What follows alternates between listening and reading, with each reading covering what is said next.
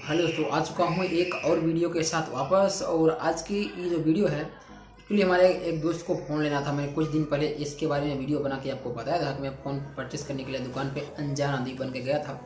तो उस समय फिर मैं क्या किया था, मतलब फ़ोन बाय करने के बाद उसको अपनी आइडेंटिटी बताया कि मैं एक टेक यूट्यूबर हूँ। तो एक्चुअली मुझे वहाँ पे एक एक्सपीरियंस मिला। चलो हम उसके बारे में थोड़ा डिटेल आपको समझा देते हैं। जैसा आपको पता होगा, अभी इंडिया में दो टक्कर के फ़ोन आ रहे हैं। पहला 3G का तो नाम चला गया, 2G 1G जो थे वो सब साइड में चले गए। यहाँ पे 5G और 4G की बात यहाँ पे बहुत ही ज़्यादा हाईलाइट में आ रही है। यहाँ पे अभी कंपनी जो है, बहुत सारी कंपनियाँ आपको 5G बोल बोल के ऐसे फ़ोन चिपका रही हैं जिनकी प्राइस बहुत ही ज़्यादा है। तो चलो हम आज के इस वीडियो में आपको समझाने वाले हैं कि आपको कौन सा फ़ोन अभी करंट सिचुएशन के हिसाब से लेना चाहिए, 4G या फिर 5G। तो चलो यार, बिना देर किए बैठो गाड़ी में, तो चलो बढ़ते हैं फिर आगे इस वीडियो में।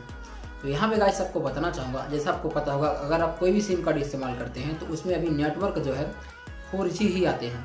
अगर आपको ये भी पता होगा, अगर आपको नहीं पता तो फिर भी आपको मैं रिपीट करके समझा देता हूँ कि बहुत सारे ऐसे सर्कल हैं, ये बहुत सारे ग्रामीण एरिया, बहुत सारे ऐसे सिटी एरिया हैं जहाँ पे अभी भी 4G का अभी साला 3G का भी सही तरीके से नेटवर्क नहीं आता। यानी कि वहाँ पे नेटवर्क स्पीड 2G 4G का नाम बोल के वहाँ पे 2G आपको चिपका जाता है। तो इस हिसाब से अगर आप देखोगे तो यहाँ पे फ़ोन आपको मिल रहे हैं 5G। तो भाई 5G आप करोगे क्या, अब हम बताओ। समथिंग अभी हमारे हिसाब से इंडिया में 5G फ़ोन आने में कम से कम 1 से 2 साल, मतलब समथिंग 2024 तक चालू होने की संभावना है कि जो 5G चालू हो जाए। तो मेरा सिचुएशन ये है कि अगर अभी भी करंट बहुत सारी ऐसी लोकेशन हैं जहाँ पे 5G का और 2G का भी अभी भी नेटवर्क आ रहा है, तो उनके अगर उसकी जगह पे आप 5G फ़ोन ले लेते हैं तो आप करेंगे क्या। ना तो फिर आपको अभी 5G सिम कार्ड मिल रही है, और ना ही अभी 5G की जगह 2G नेटवर्क चल रहे हैं, तो आप 5G फ़ोन लेके क्या करोगे।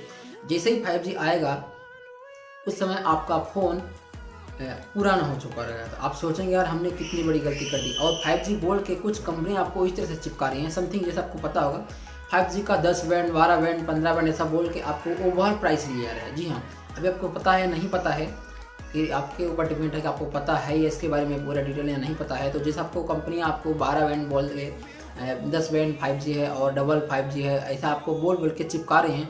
लेकिन जब तक इंडिया में प्रॉपर तरीके से 5G फ़ोन आएगा, यानी कि 5G नेटवर्क आएगा, तब तक आपका 5G फ़ोन काफ़ी पुराना हो चुका होगा, यानी कि 2-3 साल पुराना हो जाएगा। तब आपको काफ़ी बोरिंग फील होगा। तब तक आप समथिंग एंड्रॉयड 15 तक आ जाएगा। अभी एंड्रॉयड 12 चल रहा है और उस समय पर समथिंग एंड्रॉयड 15 तक आ सकता है मेरे हिसाब से। उस टाइम पे समथिंग आप 2-3 साल उस फ़ोन को यूज कर भी लेंगे।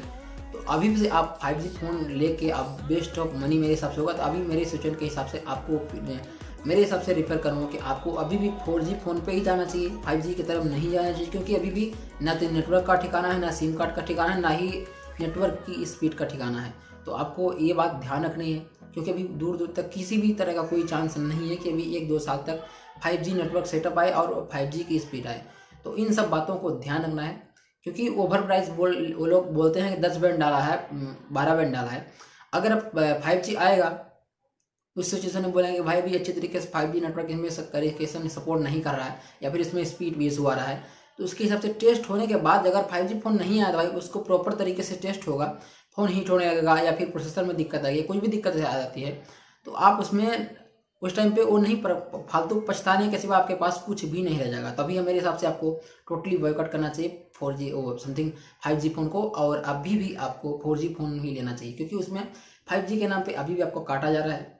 मतलब उसमें आपको पता होगा 5G बोल के आपको समथिंग 2-3 हज़ार 4 रुपये 1000 रुपये एक्स्ट्रा। जैसे आपको पता होगा Realme 8 और Realme 8 में 5G के नाम पे इतना ज़्यादा काटा जा रहा है।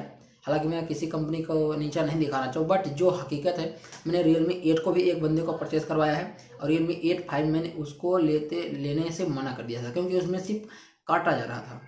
उसमें बहुत सारी 5G के नाम पे बोल के बहुत सारे जो उसमें Realme 8 में दिए गए थे फीचर, वो Realme 8s से हटा लिए गए थे 5G वाले वर्जन से। इसलिए मैंने उसको Realme 8 5G लेने से मना कर दिया, क्योंकि वहाँ पे 5G के नाम पे सिर्फ उसका काटा जा रहा था। आपको टोटली आपको अच्छी तरीके से आप समझ में आ गया होगा कि क्यों आपको भी 5G फ़ोन नहीं लेना चाहिए और 4G पे ही लेना चाहिए। आई होप आपको हमारा वीडियो अच्छा लगा होगा और अच्छी तरीके से मैंने आपको जो समझाया समझ में आ गया होगा। अगर आपको नहीं आया है तो वीडियो के नीचे कमेंट मारो, चैनल को सब्सक्राइब नहीं किया है तो वो कर लो, क्योंकि वो बहुत ही ज़रूरी है। और मैं मिलता हूँ आपसे अगली वीडियो में, तब तक के लिए इतना ही।